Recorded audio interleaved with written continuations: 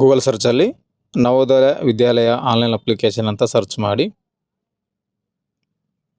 Search ಮಾಡಿದ ನಿಮಗೆ first link ಬರುತ್ತೆ ನೋಡಿ, ಅದನ್ನು ಕ್ಲಿಕ್ ಮಾಡ್ಕೊಳ್ಳಿ. ಆ್ಯಕ್ಚುಲಿ ವೆಬ್ಸೈಟ್ ಚೇಂಜ್ ಆಗಿದೆ. navoday.go.in ಅಂತ ಮುಂಚೆ ಇತ್ತು, ಇವಾಗ ನೋಡ್ತಾ ಇದ್ದಾರೆ ಫಸ್ಟ್ ಲಿಂಕು ಅದು ಇತ್ತು. ಸೊ ಇವಾಗ ಚೇಂಜ್ ಆಗಿರೋದು ಕೆಳಗಡೆ ನೋಡ್ತಾ ಇದ್ದೀರಲ್ಲ, ಈ ಒಂದು CBSE ಅಂತಿದೆ.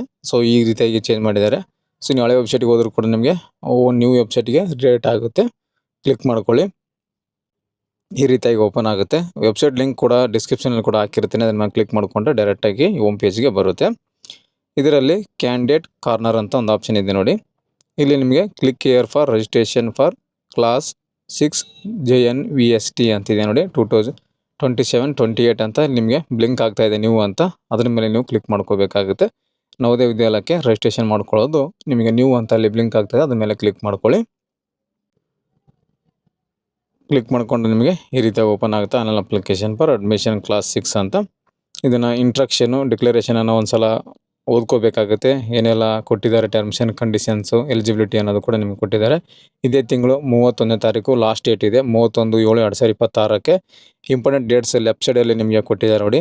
ಈ ಒಂದು ಡೇಟ್ ಒಳಗಾಗಿ ಅರ್ಜಿಯನ್ನು ಸಲ್ಲಿಸ್ಕೋಬೇಕು.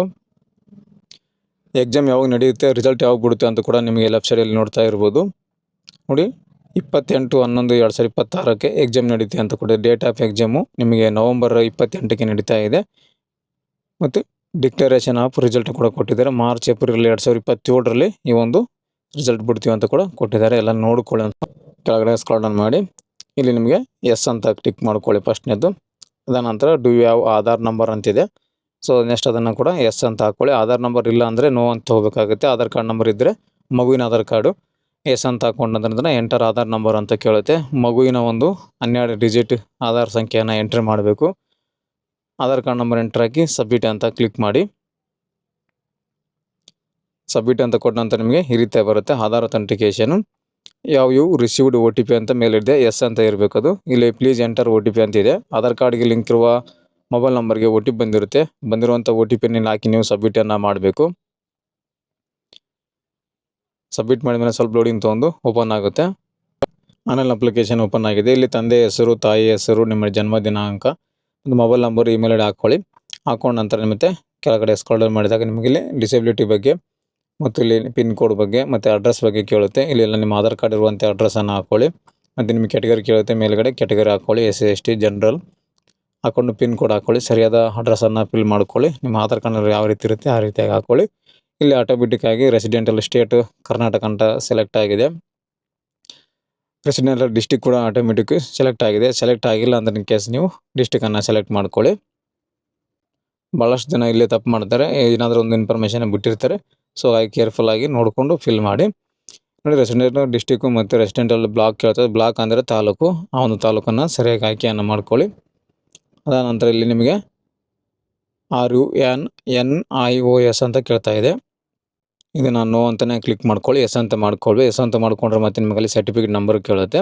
ಹಾಗಾಗಿ ಅದ ನಂತರ ಇಲ್ಲಿ ಕರ್ನಾಟಕ ಮತ್ತು ಡಿಸ್ಟಿಕ್ ಕೂಡ ಆಟೋಮೆಟಿಕ್ ಮತ್ತೆ ಸೆಲೆಕ್ಟ್ ಆಗಿದೆ. ಅದ ನಂತರ ಇಲ್ಲಿ ಮೀಡಿಯಮ್ ಆಫ್ ಎಕ್ಸಾಮಿನೇಷನ್ ಕೇಳ್ತಾ ಇದೆ. ಇಲ್ಲಿ ಕನ್ನಡ ಮೀಡಿಯಮ್, ಇಂಗ್ಲೀಷ್ ಮೀಡಿಯಮು ಯಾವುದರಲ್ಲಿ ಬರ್ತಾರೆ ಎಕ್ಸಾಮಿನೇಷನ್ ಅದ್ರ ಕೇಳ್ತಾ ಇದೆ.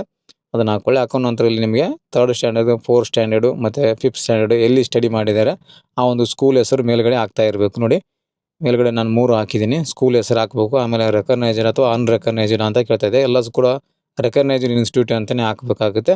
ಅದ ನಂತರ ಅಡ್ಮಿಷನ್ ಆದ ಜಾಯ್ನಿಂಗ್ ಇಯರು, ಜಾಯ್ನಿಂಗ್ ಮಂತು ಮತ್ತು ಪಾಸಿಂಗ್ ಇಯರು, ಪಾಸಿಂಗ್ ಮಂತನ್ನು ಹಾಕಬೇಕಾಗುತ್ತೆ. ಇಲ್ಲಿ ಕೊಟ್ಟಿದ್ದಾರಲ್ಲ, ಇದು ತುಂಬೋದು ಇಯರ್ ಮಂತ್ ನಿಮ್ಗೆ ಗೊತ್ತಾಗಿಲ್ಲ ಅಂದರೆ ನೀವು ಫಾರ್ಮಲ್ಲಿ ಫಿಲ್ ಮಾಡಿಸ್ಕೊಂಬಂದಿರ್ತೀರಲ್ಲ 5ನೇ ತರಗತಿ ಸ್ಕೂಲ್ ಕಡೆ ಬರ್ಸ್ಕೊಂಬಂದು ಅದು ನೋಡ್ಕೊಂಡು ಫಿಲ್ ಮಾಡ್ಕೊಳ್ಳಿ. ಅದ ನಂತರ ಕೆಳಗಡೆ ಸ್ಕ್ರಾಲ್ ಡೌನ್ ಮಾಡ್ಕೊಂಡ್ರ ನಂತರ ನಿಮಗೆ ವಿದ್ಯಾರ್ಥಿ ಫೋಟೋ, ವಿದ್ಯಾರ್ಥಿಯ ಸಿಗ್ನೇಚರು ಮತ್ತು ಪೇರೆಂಟ್ಸ್ ಸಿಗ್ನೇಚರ್ ಅಪ್ಲೋಡ್ ಮಾಡಬೇಕು. ನಾನು ಆಲ್ರೆಡಿ ಸ್ಕ್ಯಾನ್ ಮಾಡಿ ಇಟ್ಕೊಂಡಿದ್ದೀನಿ ವಿದ್ಯಾರ್ಥಿ ಫೋಟೋ ಸೈನು. ಈಗ ಅಪ್ಲೋಡ್ ಮಾಡ್ತಾ ಇದ್ದೀನಿ ನೋಡಿ. ವಿದ್ಯಾರ್ಥಿ ಫೋಟೋ ಅಪ್ಲೋಡ್ ಮಾಡಿದ್ದೀನಿ. ಇವಾಗ ಸಿಗ್ನೇಚರ್ ಕೂಡ ಮಾಡಬೇಕು ಸ್ಟೂಡೆಂಟ್ದು. ಅದಾದ ನಂತರ ಇಲ್ಲಿ ಪೇರೆಂಟ್ಸ್ ತಂದೆದು ಅಥವಾ ತಾಯಿದು ಸಿಗ್ನೇಚರನ್ನು ಅಪ್ಲೋಡ್ ಮಾಡಬೇಕು ಇವಾಗ JPG ಫಾರ್ಮೆಟಲ್ಲಿ. ಅದ ನಂತರ SC/ST, OBC, EWS ಆಗಿದ್ದರೆ ಕ್ಯಾಸ್ಟ್ ಸರ್ಟಿಫಿಕೇಟ್ ಅಪ್ಲೋಡ್ ಮಾಡಬೇಕು. ಜನರಲ್ ಆಗಿದ್ದರೆ ನೀವು ಬರ್ಸ್ಕೊಂಬಂದಿರುವಂಥ ಒಂದು ಫಾರ್ಮ್ ಏನಿದೆಯಲ್ಲ ಆ ಒಂದು ಫಾರ್ಮನ್ನು ಕೂಡ ಅಪ್ಲೋಡ್ ಮಾಡಬೇಕು. SC/ST, OBC, EWS ಮಾತ್ರ ಕ್ಯಾಸ್ಟ್ ಸರ್ಟಿಫಿಕೇಟ್ ಅಪ್ಲೋಡ್ ಮಾಡಬೇಕು. ಜನರಲ್ ಆಗಿದ್ದರೆ ಕಾಸ್ಟ್ ಸರ್ಟಿಫಿಕೇಟ್ ಅಪ್ಲೋಡ್ ಮಾಡೋ ಅವಶ್ಯಕತೆ ಇಲ್ಲ. ನೀವು ಬರ್ಸ್ಕೊಂಬಂದಿರೋ ಫಾರ್ಮನ್ನು ಅಪ್ಲೋಡನ್ನು ಮಾಡಬೇಕು. ಮಾಡಿಕೊಂಡು ಸಬ್ಮಿಟ್ ಕೊಡಿ. ಸಬ್ಮಿಟ್ ಕೊಟ್ಟ ನಂತರ ನೋಡಿ ಈ ರೀತಿಯಾಗಿ ರಿವ್ಯೂ ಬರುತ್ತೆ. ರಿಜಿಸ್ಟ್ರೇಷನ್ ರಿವ್ಯೂ ತೋರಿಸುತ್ತೆ. ಏನೆಲ್ಲ ಫಿಲ್ ಮಾಡಿರ್ತೀರ ಇಷ್ಟೊತ್ತು ತಂದೆ ಹೆಸರು, ವಿದ್ಯಾರ್ಥಿ ಹೆಸರು, date of birth, address, email I D, mobile number ಎಲ್ಲನೂ ಕರೆಕ್ಟಾಗಿದೆ ಅಂತ ರೀಚೆಕ್ಕನ್ನು ಮಾಡ್ಕೋಬೇಕು. ಏನಾದರೂ ತಪ್ಪು ಮಾಹಿತಿ ನೀವು ಫಿಲ್ ಮಾಡಿದ್ರೆ ಅಪ್ಲಿಕೇಶನ್ ರಿಜೆಕ್ಟ್ ಆಗೋ ಚಾನ್ಸ್ ಇರುತ್ತೆ. ಏನಾದ್ರು ತಪ್ಪಾಗಿದ್ದರೆ ಕೆಳಗಡೆ ಎಡಿಟ್ ಅಂತ ಆಪ್ಷನ್ ಕೂಡ ಇರುತ್ತೆ ನಿಮಗೆ. ಆ ಒಂದು ಎಡಿಟ್ ಮೇಲೆ ಕ್ಲಿಕ್ ಮಾಡ್ಕೊಳ್ಳಿ. ಎಡಿಟ್ ಮಾಡ್ಕೊಂಡಿರ್ತಾರೆ ಏನಾದ್ರು ತಪ್ಪಿಲ್ಲ ಅಂದರೆ ಫೈನಲ್ ಸಬ್ಮಿಟ್ ಅಂತ ಕೊಡಬೇಕು. ಫೈನಲ್ ಸಬ್ಮಿಟ್ ಕೊಟ್ಟರೆ ಈ ರೀತಿಯಾಗಿ ಬರುತ್ತೆ ನಿಮಗೆ. ಇದು ನೋಡಿಕೊಂಡು ಓಕೆ ಅಂತ ಕ್ಲಿಕ್ ಮಾಡ್ಕೊಳ್ಳಿ. ಕ್ಲಿಕ್ ಮಾಡ್ಕೊಂಡಾಗ ಈ ರೀತಿಯಾಗಿ ಬರುತ್ತೆ, congratulations dear your application from has been submitted successfully ಅಂತ ಬಂದಿದೆ ನೋಡಿ. ರಿಜಿಸ್ಟ್ರೇಷನ್ ನಂಬರ್ ಕೂಡ ಬಂದಿದೆ. ಇಲ್ಲಿರುವಂಥ ರಿಜಿಸ್ಟ್ರೇಷನ್ ನಂಬರ್ನ ಒಂದು ಕಡೆ ನೋಟ್ ಮಾಡ್ಕೊಳ್ಳಿ, ಕಾಪಿ ಮಾಡ್ಕೊಳ್ಳಿ. ಮಾಡಿಕೊಂಡು click here to print your registration form ಅಂತಿದೆ ನೋಡಿ. ಅದ್ರ ಮೇಲೆ ಕ್ಲಿಕ್ ಮಾಡ್ಕೊಂಡಾಗ ನಿಮಗೆ ಒಂದು PDF ಫೈಲ್ ಓಪನ್ ಆಗುತ್ತೆ ನೋಡಿ. ಇವಾಗ ನಾನು ಕ್ಲಿಕ್ ಮಾಡಿದ್ದೀನಿ, ಈ ರೀತಿಯಾಗಿ ಓಪನ್ ಆಗಿದೆ. ಇವೇನು ಫಿಲ್ ಮಾಡಿರ್ತಾರೆ ಅದೆಲ್ಲ ನೀವು PDF ಫೈಲ್ ಆಗಿರುತ್ತೆ. ಮೇಲ್ಗಡೆ ಪ್ರಿಂಟ್ ಅಂತ ಒಂದು ಆಪ್ಷನ್ ಇದೆ, ಅದ್ರ ಮೇಲೆ ಕ್ಲಿಕ್ ಮಾಡಿಕೊಂಡು ಒಂದು PDF ಕಾಪಿಯನ್ನು ಸೇವ್ ಮಾಡ್ಕೊಳ್ಳಿ. ಮೊಬೈಲ್ ಆಗಿದ್ದರೆ ಒಂದು ಸ್ಕ್ರೀನ್ಶಾಟನ್ನು ತೆಗೆದಿಟ್ಟುಕೊಳ್ಳಿ. 2 ಕಾಪಿ ಬರುತ್ತೆ PDF, ನೀವು ಪ್ರಿಂಟನ್ನು ತೆಗೆದುಬಿಟ್ಟಬೇಕಾಗುತ್ತೆ. ನೆಕ್ಸ್ಟ್ ನಿಮಗೆ ಆಲ್ ಟಿಕೆಟ್ ಬಂದಾಗ ಈ ಒಂದು ರಿಜಿಸ್ಟ್ರೇಷನ್ ನಂಬರ್ ಹಾಕಿ ನೀವು ಆಲ್ ಟಿಕೆಟನ್ನು ಡೌನ್ಲೋಡ್ ಮಾಡೋದಿರುತ್ತೆ. ಈ ರೀತಿಯಾಗಿ ತುಂಬ ಈಸಿಯಾಗಿ ನಿಮ್ಮ ಒಂದು ಮೊಬೈಲ್ನಲ್ಲೇ ಈ ಒಂದು ನವೋದಯ 6th ಕ್ಲಾಸ್ಗೆ ಎಂಟ್ರೆನ್ಸ್ ಎಕ್ಸಾಮ್ಗೆ ಆನ್ಲೈನ್ ಮುಖಾಂತರ ಅರ್ಜಿಯನ್ನು ಸಲ್ಲಿಸೋದು ಯಾವ ರೀತಿ ಅಂತ ತಿಳಿಸ್ಕೊಟ್ಟಿದ್ದೇನೆ. ಇದರಲ್ಲಿ ಏನಾದರೂ ನಿಮಗೆ ಎರರ್ ಬರ್ತಾ ಇದ್ದರೆ, ಎಲ್ಲೇನೋ ಪ್ರಾಬ್ಲಮ್ ಆಗ್ತಾ ಇದ್ದರೆ, ಏನೋ ಸಮಸ್ಯೆ ಇದ್ದರೆ ಕಮೆಂಟ್ ಮಾಡಿ. ಏನೇ ಒಂದು ಪ್ರಾಬ್ಲಮ್ ಇರಲಿ, ಎಲ್ಲೇ ಒಂದು ಯಾವುದೇ ಸ್ಟೆಪ್ ಇರಲಿ, ನನಗೆ ಕಮೆಂಟ್ ಮಾಡಿ ತಿಳಿಸಿ ಈ ರೀತಿಯಾಗಿ ಬರುತ್ತೆ ಅಂತ ಹೇಳಿದರೆ ನಾನು ಅದಕ್ಕೆ ಸೊಲ್ಯೂಷನನ್ನು ಕೊಡ್ತೀನಿ.